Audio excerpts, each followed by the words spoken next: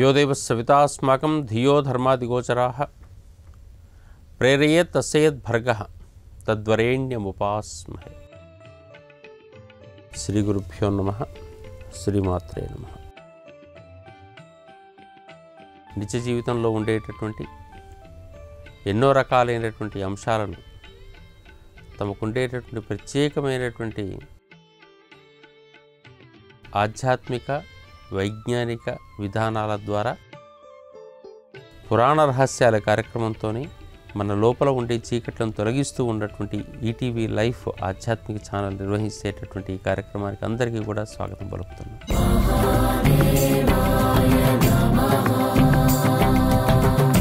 ప్రతి పురాణంలోనూ కూడా తప్పనిసరిగా మనకు బ్రహ్మ, విష్ణు, మహేశ్వరులు అనే పేర్లు కలిగినటువంటి పేర్లు మనకు కనపడుతూ ఉంటాయి. ఈ ముగ్గురిని వదిలిపెట్టి ఎక్కడా కూడా ఏ సాహిత్యం కనిపించదు. సృష్టికర్త, స్థితికర్త, లయకర్త అని పేర్లతో ముగ్గురు పేర్లు కనపడుతుంటాయి. కానీ అందరికన్నా ఎక్కువగా కనిపించేటటువంటిది, కొంచెం ప్రత్యేకంగా మనకు కనిపించేటటువంటిది బ్రహ్మశబ్దం. ఈ బ్రహ్మశబ్దం అనేక చోట్లలో అనేక రకాలుగా వినియోగపడుతూ వస్తుంది. ఈ పౌరాణికమైనటువంటి బ్రహ్మశబ్దానికి సంబంధించినటువంటి అంశాన్ని ఒక ప్రత్యేకంగా గమనించి, మరి ఈ బ్రహ్మ పరబ్రహ్మ ఒకటేనా, ఎందుకు ఎక్కడెక్కడ మార్పులు వచ్చాయి అనే విషయం మీద కూడా మనం ఆలోచించాల్సిన అవసరం వస్తుంది. బ్రహ్మ అనేటటువంటి వాడు మనకు పురాణ వ్యవహారంలో కనిపించేటటువంటి బ్రహ్మలో ఎటువంటి లోపం లేదు. ఆయనకు చతుర్ముఖ బ్రహ్మ అని పేరు కలిగినటువంటి సరస్వతీదేవికి భర్తగా కనపడుతున్నాడు. ఈయన విష్ణువు యొక్క నాభి కమలం నుంచి బయటికి వచ్చాడు అని చెప్పేసి మనకుంటే, ఒకసారి అనంత పద్మనాభస్వామి యొక్క విధానం కనుక మనకు తెలిసేటట్టయితే, అనంత పద్మనాభస్వామి అంటే అనంతం, అది సృష్టిలో ఇన్ఫినిటీ. ఈ మొత్తం ఇన్ఫినిటీలో మనకు ఉండేటటువంటిది అంటే ఈ ఇన్ఫినిటీ అంతా కూడా మనకు ఒక సర్పరూపానికి చూపే సంప్రదాయం ఉంది. సర్పం అనేక రకాల చోట్లలో శక్తి స్వరూపమే. శక్తికి స్వరూపం అని పేరు అంతే. అది శివుని మెడలో ఉన్న సర్పమైనా, గణపతి నడుము చుట్టూ చెప్పిన సర్పమైనా, కుమారస్వామి సహజ సర్పమైనా, కుండలిని శక్తిలో సర్పమైనా, లేదా నాగుల చెవితో నాగులైనా, ఎక్కడైనా కానీ అన్నీ కూడా సర్పం అంటే శక్తి స్వరూపం. మొత్తం సృష్టిలోని శక్తికి మనకు కనిపించేటటువంటి ఈయన సంకేతంగా ఉంటాడు. అనంతుడు అంటాను దాన్ని. ఆయన అనంతుడు, అచ్యుతుడు ఈ పేరుతో కూడుకున్నటువంటి అంత గొప్ప శక్తికి సంకేతమైనటువంటి వాడు ఆయన ఉండేటట్టయితే, ఆయనలో మనకు తెలిసినటువంటి భాగం కొద్దో గొప్పో తెలుస్తుంది అనుకునేటట్టయితే, ఆ తెలిసిన భాగానికి మనం విశ్వము అని పేరు పెట్టుకున్నాం. ఆ విశ్వానికి ప్రత్యేకగా ఉండేవాడు విష్ణువుగా చెప్తుంటాం. ఈ విష్ణువు ఈ సర్పం మీద పడుకుంటూ ఉంటాడు. అంటే అనంత విశ్వం లోపల సర్పం ఉన్నప్పుడు దాంట్లోపల విష్ణు శబ్దం కలిగినటువంటి వాడు ఓ పార్ట్లో ఉన్నాడు. ఆ తర్వాత కలిగింది ఏంటి అంటే, అతనికి శరీరం అంతా కూడా ఒక రకంగా అట్లా పడుకుంటూ ఉంటే ఆయన నాభి కమలం నుంచి ఒకరు బయటకు వచ్చారు. ఆయనకున్న నాభి కమలము అనే పదం వాడాడు. కమల శబ్దం ఎప్పుడైనా కానీ విస్తరణకు లేదా వికాసానికి సంకేతంగా వాడుతూ ఉంటారు. ఎక్కడ వికాస భావన ఉంటుందో అక్కడ కమల భావన ఉంటుంది. అందుకే అమ్మవారైనటువంటి లక్ష్మీదేవికి మనము పద్మప్రియే పద్మిని పద్మహస్తే పద్మాలయే పద్మదళాయతాక్షి విశ్వప్రియే విష్ణు మనోనుకూలే త్వత్పాద పద్మం మహిసన్నిధత్స్వ అని చెప్పేసి అని, అంతేకాకుండా కమలాన్ని కొన్ని వేల చోట్లలో వర్ణిస్తూ ఉంటుంటారు. సూర్యుని యొక్క వెలుగు రాగానే కమలం ఎట్లాగైతే పురివిప్పుతుందో, ఈ సృష్టి వికాస ధర్మం లోపల ఎక్కడైతే అనేక రకాల శుభ వ్యవహారాలు జరుగుతున్నాయో అక్కడ ఈ సృష్టి వికసించిందని చెప్పడానికి కమలం ఒక ప్రతీకగా వాడుతూ ఉంటుంటారు. ఇంత పెద్ద విశ్వంలోనూ కూడా ఎక్కడా కూడా మనకు ప్రకృతి అనేటటువంటిది లేదు. కాలము యొక్క ఏర్పాటు ఎక్కడ కూడా కనిపించదు. అందుకని కాలము, ప్రకృతి ఈ రెండు కూడా ఏర్పడుతున్నాయి అనుకునేటువంటి ప్రదేశం ఎక్కడైతే ఉంటుందో అక్కడ విశ్వం మనకు, విష్ణువు అంత పెద్దవాడు కనుక అయ్యేటట్టయితే అతని నాభి కమలంలో నుంచి ఒక ఆయన పుట్టాడు. ఆ పుట్టినటువంటి వాడికి చతుర్ముఖ బ్రహ్మ అని పేరు పెట్టుకుంటూ వచ్చాం మనం. ఆయన నాలుగు వైపులు చూస్తూ ఉంటుంటాడు. ఆయనకు సృష్టి ఏర్పడాలంటే తనకు జ్ఞానం కావాలి. ఆ జ్ఞానానికే సూర్యుని యొక్క వెలుతురుతో కూడుకున్నటువంటి శక్తి సరస్వతీదేవిగా మన వాళ్ళు చెప్పేసి ఆయన నాలుక మీద జ్ఞానాన్ని పెట్టుకున్నాడయ్యా, ఈ లోకాన్ని సృష్టిస్తున్నాడు అని చెప్పేసి. ఈ చతుర్ముఖ బ్రహ్మ 4 వైపు నుంచి చూస్తూ ఉంటాడు, 4 రకాల అంశాలు తెలుసుకుంటూ ఉంటాడు, 4 రకాల అంశాలు లోకానికి అందిస్తూ ఉంటుంటాడు. సృష్టికి కారకుడు అని చెప్పేసి పేరు పెట్టారు. ఈ పేరు పెట్టి మొత్తానికి అనంత పద్మనాభ స్వామి యొక్క నాభి కమలంలో నుంచి బయటకు వచ్చినటువంటి వాడు అని చెప్పేసి చెప్పాడు. ఈ నాభి కమలంలో నుంచి బయటికి రావటము అని చెప్పేసారంటే ప్రకృతి వికసించినటువంటి ప్రదేశం. మనకు తెలిసి ప్రకృతి ఎక్కడ వికసించిందండి?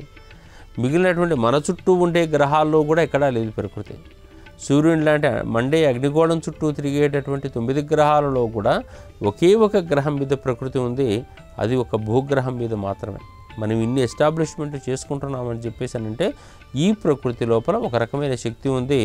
ఆ శక్తి మనకు విస్తరించింది కాబట్టి అక్కడ ఒకసారి అసలు ప్రకృతి అనే పదం ఏర్పడిందంటేనే బ్రహ్మ ఉంటేనే ఏర్పడుతుంది, లేకుంటే ప్రకృతి లేకుంటే బ్రహ్మ లేదు. ప్రకృతి అంటేనే ప్రకృష్టముగా రాయబడింది అని అర్థం. ప్రపంచము అనే శబ్దం అంటే పంచభూతములు ప్రకృష్టముగా కలిసిపోయినటువంటిది అని అర్థం. ఈ పంచభూతాల యొక్క సాక్షి, ప్రకృతి యొక్క సాక్షి ఎవరయ్యా అంటే బ్రహ్మ. ఈ బ్రహ్మకు అర్థం ఏం చెప్పుకుంటూ వచ్చారంటే బృహతి బ్రహ్మయతి ఇది బ్రహ్మ అని చెప్పేసి చెప్పుకుంటూ వచ్చారు.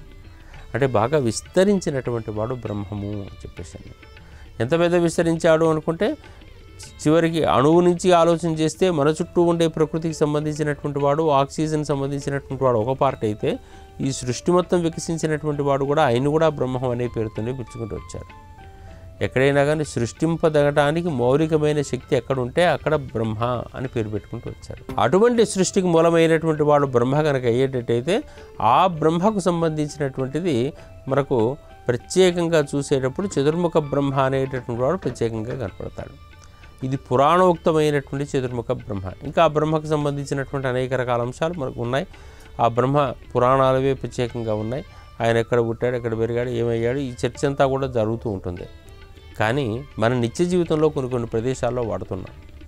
ప్రతిరోజు సంకల్పం చెప్పుకుందామని చెప్పేసి మొదలుపెట్టేటట్టయితే అది మనకు ఏ దేవాలయానికి వెళ్ళినా సంకల్పం చెప్పండి అని చెప్పేసానంటే ఆయన సంకల్పం చెప్పే సందర్భాల్లో అద్య బ్రహ్మణ ద్వితీయ పరార్థే అని చెప్తున్నాడు. బ్రహ్మణ ద్వితీయ పరార్థే అంటాడు. ఇక్కడ బ్రహ్మణ అని చెప్పేసి చెప్పిన సందర్భాల లోపల ఆయనకు 2వ పరార్థము అని చెప్పేసి అని అంటున్నాడు. ఇది ఎట్లా అని చెప్పేసి అంటే ఆ భూమి ఏర్పడ్డ తర్వాత ఈ భూమి మీద ప్రకృతి అనేది ఏర్పడింది. ప్రకృతి ఏర్పడ్డ తర్వాత ఈ ప్రకృతి పరిపూర్ణంగా విస్తరించి మన మానవ జీవితానికి అనుకూలంగా మారింది. అసలు ఈ భూమి మళ్ళీ ఉంటుందా ఉండదా, ఈ ప్రదేశంలో ఉంటుందా ఉండదా అంటానికి మన వాళ్ళు లెక్కలు కట్టేసి దీనికి ఏదో ఇన్ని కోట్ల సంవత్సరాలు, 4 కోట్ల సంవత్సరాలు ఎన్నో ఉంటాయని చెప్పేసి అని చెప్పారు. దాంట్లో ఎన్ని గడిచిపోయినాయి? 2 కోట్ల సంవత్సరాలు గడిచిపోయాయి. అందుకని ఫస్ట్ పార్ట్ అయిపోయింది, సెకండ్ పార్ట్లో ఉన్నారు. పూర్వ పదార్థం లేదు, ద్వితీయ పదార్థంలో ఉన్నారు, సెకండ్ పార్ట్లో ఉన్నారు. దాంట్లో మళ్ళీ అనేక రకాలైనటువంటి మాటలు మార్చుకుంటూ వచ్చి శ్వేతవరాహ కల్పం, వైవస్వత మన్వంతరం, కలియుగం, ప్రథమపాతం, జంబూద్వీపం, ఇట్లా మనకు చెప్పేటటువంటిది కాలానికి వాచికంగా చెప్పినటువంటి వాడు కూడా మళ్ళీ బ్రహ్మమే, అది మర్చిపోవద్దు. అంటే ఎక్కడ విస్తరణ భావంలో ఉంటుందో అక్కడ కూడా మళ్ళీ మనకు బ్రహ్మం కనపడుతూ ఉన్నాడు. సాధారణంగా చతుర్ముఖ బ్రహ్మ సృష్టికర్తగా కనపడుతున్నాడు. ఆయన జ్ఞానంగా సరస్వతి కనపడుతుంది. ఆయన ఉన్న చోట వికాసం అనేది ఉంటుంది. ఆ వికాసంతో పాటుగా ఆయన ఎక్కడుంటే అక్కడ ప్రకృతి కాలము అనేవి 2 ఉంటాయి. ఎందుకంటే సృష్టి ఉండాలంటే ప్రకృతి ఉండాలి. ప్రకృతిని వచ్చేటి సృష్టి లేదు. ఆ కాలం అనేది మనం నిర్వహించుకునేది, మనకు అవసరం కోసం ఏర్పాటు చేసుకునేది. ఈ భూమి తన చుట్టూ తాను తిరగడం ద్వారా ఈ భూమి మీద మనకు ఉండేటువంటి వాళ్ళకు లెక్కలు కట్టుకొని మనం కాలం ఏర్పరచుకుంటున్నాం. అందుకని ఆయన కాలం లెక్కలు కట్టాడు. బ్రహ్మ అంటే కాలము, బ్రహ్మ అంటే ప్రకృతి అనే అర్థం లోపల వాడాడు. ప్రకృతి కాలంతో కూడుకున్నటువంటిది బ్రహ్మ కనుకైతే ఆ బ్రహ్మకు సంబంధించినటువంటి జ్ఞానమే మనకు బ్రహ్మజ్ఞానము అనే పేరుతో వాడబడుతూ ఉంటుంది. పరబ్రహ్మ జ్ఞానం వేరు, సృష్టి జ్ఞానం లోపల మన చుట్టూ ఉండే ప్రకృతి జ్ఞానం కూడా బ్రహ్మజ్ఞానం అనే పేరు. బ్రాహ్మణుడు అనే శబ్దం లోపల కూడా చెప్పింది అదే. ఈ సృష్టి లోపల చుట్టుపక్కల ఉండేటటువంటి ప్రకృతి యొక్క జ్ఞానాన్ని పరిపూర్ణంగా పొందినవాడు, బ్రహ్మ జ్ఞానము కలిగినవాడు బ్రాహ్మణుడు.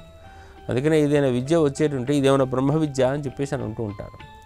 నిజంగా ఈ రోజుల లోపల బ్రహ్మ విద్య బాగా చదువుకునేటటువంటి వాళ్ళు ఆకాశం మీద భౌతిక శాస్త్రానికి సంబంధించినటువంటి ఇతరమైన శాస్త్రాలకు సంబంధించినటువంటి మంచి రీసెర్చ్ చేసే వాళ్ళందరూ కూడా, స్పేస్ సైన్సెస్ మీద బాగా రీసెర్చ్ చేసే వాళ్ళందరూ కూడా వాళ్ళే బ్రహ్మజ్ఞానులు అవుతూ ఉన్నారు. కారణం ఏంటంటే ఈ భూమి ఎట్లా తిరుగుతుంది, ఏమవుతుంది, ఒక పదార్థాన్ని కనుక పైకి పంపించేటట్టయితే ఎంత దూరంలో ఎప్పుడు పడుతుంది, సృష్టిలో ఉండే ధర్మాలు ఏంటి, ఆ ధర్మం మనకి ఎట్లా వినియోగపడుతుంది అని చెప్పేసి అనుకునే జ్ఞానం అంతా బ్రహ్మజ్ఞానమే. ఈ జ్ఞానాన్ని మనం గమనించట్ల, ఈ జ్ఞానం మనది కాదనుకుంటున్నాం. కానీ ఇదే మన జ్ఞానం అసలైనటువంటిది. ఈ జ్ఞానమే పరిపూర్ణంగా మొట్టమొదటిగా అందరికీ ఉండి ఈ ప్రకృతి యొక్క ధర్మము, కాలం యొక్క వ్యవహారము రెండింటి మీద దృష్టి కేంద్రీకరించిన వాడే వాడు బ్రాహ్మణుడు అని పేరు పెట్టేవాడు. అందుకని ఆ స్థితి నుంచి ఎవరు పక్కకు జరిగినా వాడు బ్రాహ్మణుడు కాదు, ఆ స్థితి కలిగిన వాళ్ళందరూ బ్రాహ్మణులే అవుతూ ఉంటుంటారు. ఆ వైపు వెళ్ళాలి. సాధారణంగా సామాజికమైనటువంటి గుణదోషాదులన్నీ కూడా మాట్లాడేటువంటి విధానం అంతా కూడా అది చిన్న వ్యవహారం అవుతుంది. ఇదంతా లోక వ్యవహారం. కానీ లోకాన్ని నిర్వహించేటటువంటి ఒకానొక శక్తి ప్రకృతి.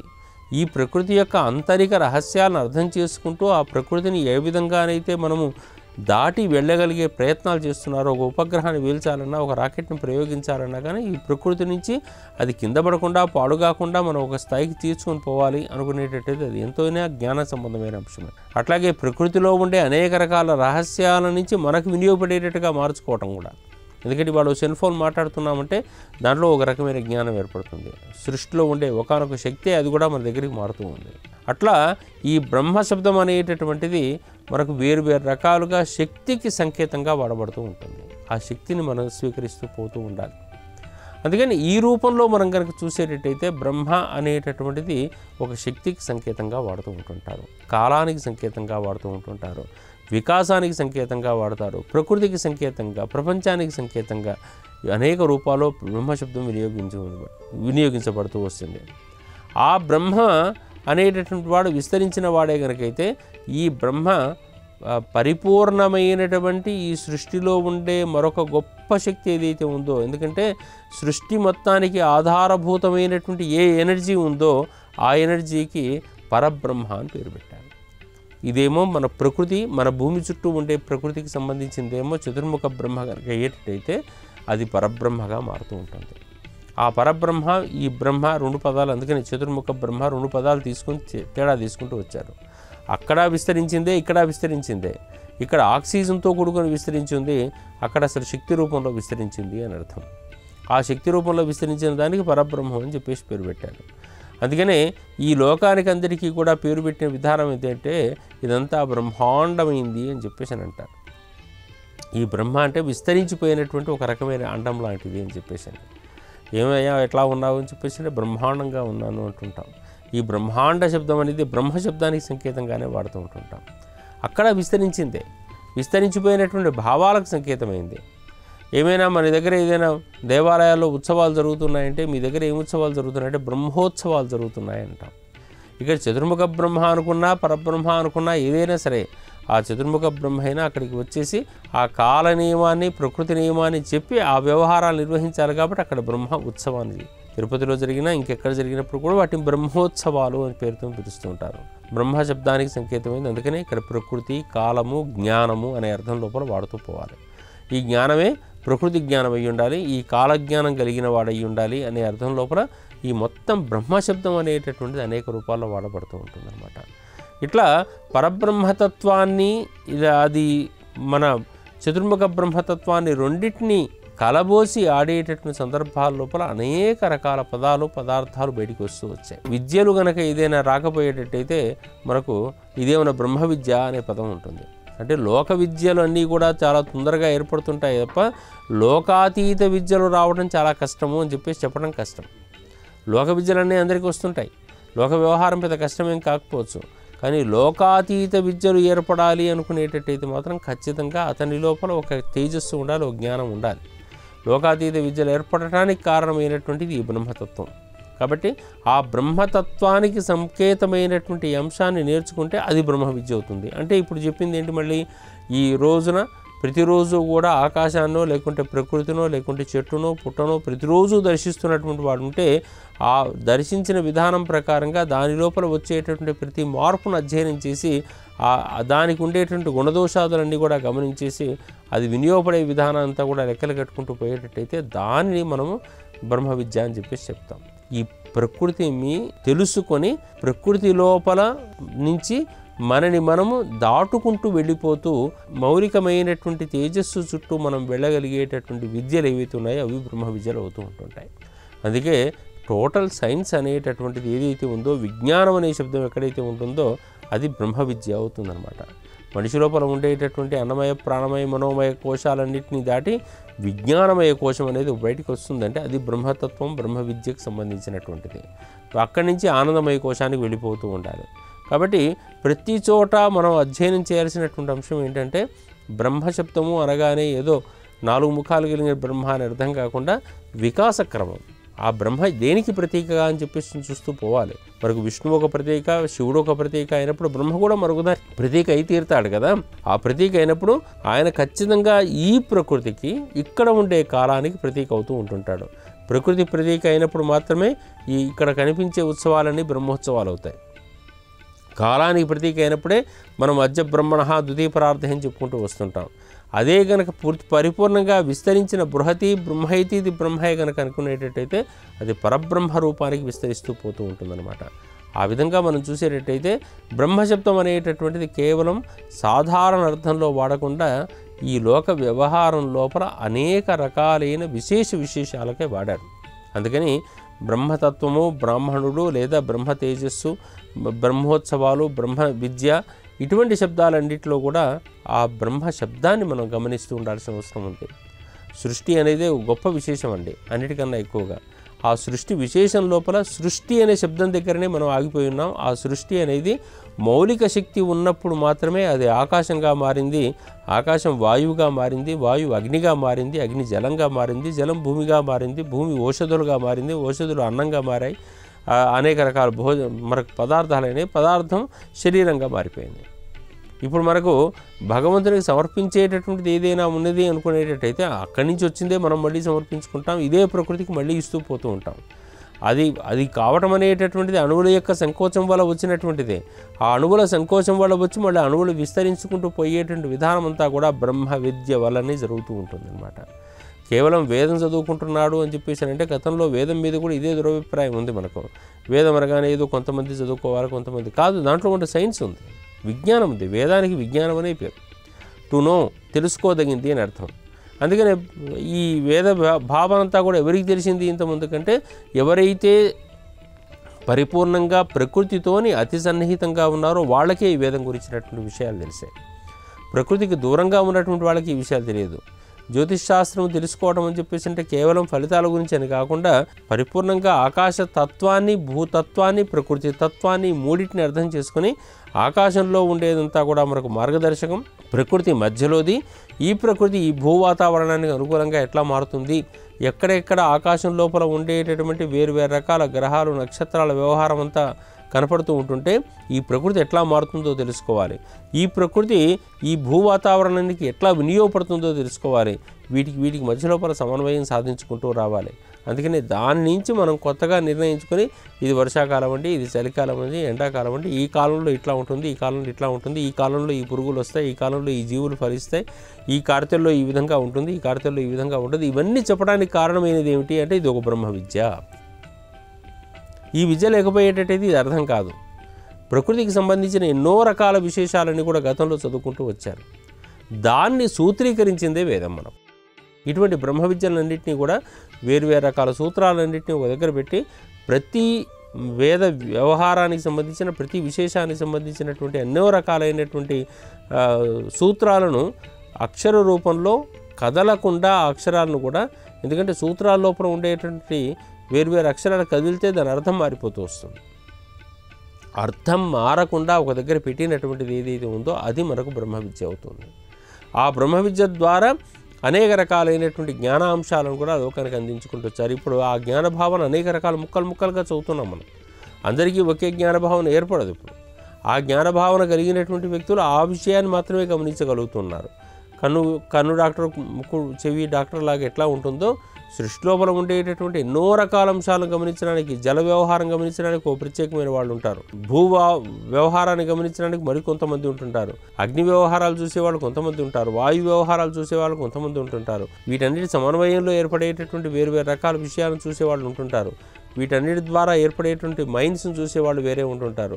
వీటన్నిటి సమన్వయం ద్వారా మనము వినియోగించుకునే వస్తువులు లేదా వేరువేరు పరికరాలను తయారు చేసుకునేటువంటి వాళ్ళు వేరే ఉంటుంటారు. టెక్నాలజీ అంతా కూడా ఈ సూత్రాల మీదనే ఆధారపడి ఉంటుంది. ఈ సూత్రం మొదలు తెలిస్తే దీన్ని టెక్నాలజీగా మార్చి మన నిత్య జీవితంలో వాడుకుంటున్నాం. ఇవాళ ఏసీలు వాడుకున్నా, ఫ్రిడ్జ్లు వాడుకున్నా, సెల్ ఫోన్లు వాడుకున్నా, ఏది వాడుకున్నా కానీ ఒక బ్రహ్మసూత్రం నుంచే వస్తూ ఉంటుంది. ఈ సూత్రమే బ్రహ్మసూత్రం. సూత్రం అంటే తాడు తయారైపోతుంది. ఎక్కడి నుంచి తయారు కావాలి అంటే ఈ ప్రకృతిని బాగా కీన్గా అబ్జర్వ్ చేసేవాడు కావాలి. పూర్వకాలం లోపల ఉండేటువంటి విధానం లోపల, వైదికం లోపల పొద్దున పూట లేచి ఆకాశం రోజు చూసే సంప్రదాయం ఉంది. 2 గంటలన్నా తప్పనిసరిగా చూడాలి.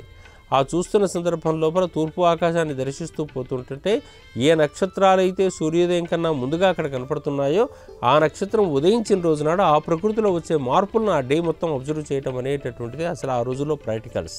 ఆ ప్రాక్టికల్ మనకు తెలియాలి. అది బ్రహ్మ విద్య అవుతుంది. అది వేద అంటారు, ఖగోళ వేద అంటారు. ఆ బ్రహ్మ విద్య తెలిసినటువంటి వాడికే ఆ రోజు పుణ్య అహం అవుతుందా కాదా అనే విషయం తెలుస్తుంది. దానికి పుణ్యాహవాచనం అని చెప్పేసి పేరు పెట్టారు. అది పుణ్యాహమా పాపాహమా, ఆ రోజుని ఇబ్బంది పెట్టే రోజా, మంచి రోజా, చెడ్డ రోజా అంటే ఆ నక్షత్రం కనిపించింది ఈ రోజు బాగుంటుంది, బాగుండదు. ఆ నక్షత్రం కనిపించన్నాడు బాగుంటుంది. ఇట్లా 5-6 సంవత్సరాల పాటు రోజు చూసేటట్టయితే ప్రతి సంవత్సరంలో ఆ రోజునాడు అక్కడ అదే నక్షత్రం ఉంటుంది.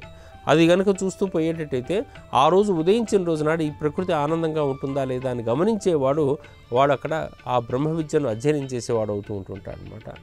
ఆ విధంగా ఉండేటటువంటి బ్రహ్మ అనే శబ్దము అనేక రకాల అర్థాలు పుంజుకుంటూ వచ్చింది. కేవలం చతుర్ముఖ బ్రహ్మకు సంబంధించిన కథలే కాకుండా కాలము, ప్రకృతి, పరబ్రహ్మతత్వము, బ్రహ్మాండము, బ్రహ్మ విద్య, బ్రహ్మోత్సవము, ఈ విధంగా అనేక రకాలైన అర్థాలతోనే విస్తరించిపోయినటువంటి బ్రహ్మశబ్దాన్ని బాగా అధ్యయనం చేద్దాం. ఆ మార్గంలో అందరం ఉండే ప్రయత్నం లోపల మనం కొత్త విజ్ఞానానికి సాధిద్దాం. స్వస్తి, సెలవు. ఈ కార్యక్రమాన్ని తిరిగి చూడాలనుకుంటే www.youtube.com/@etvlifespiritual లో చూడవచ్చు.